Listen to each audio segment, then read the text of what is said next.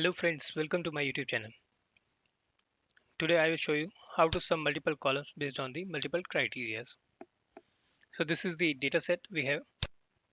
We have revenue for first 6 months for our sales representative and for different locations. Now we want to present this data set into this format.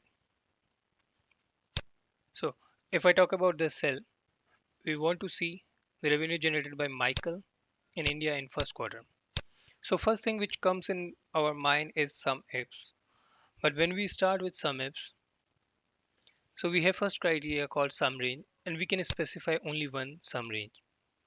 But in this case, in order to get the total revenue for first quarter, we want the sum range from January to March. But this is not possible in case of sum apps. We have to specify only one sum range. So how to solve this problem? So I will show you how to use Sumproduct to resolve this problem. So let's start with Sumproduct. First of all, we have to specify the array where we have the revenue. Then start bracket and select the array for location and select your criteria for location. Then we will select the array for sales representative and specify the criteria for sales representative. Close the bracket and specify the criteria to select the total revenue for quarter one. Here we will specify our criteria to select quarter one. Press enter. So from Michael in India in quarter one, we have total revenue generated that is 55.5k. You can see it is reconciling. Now we will copy this and paste in all other cells.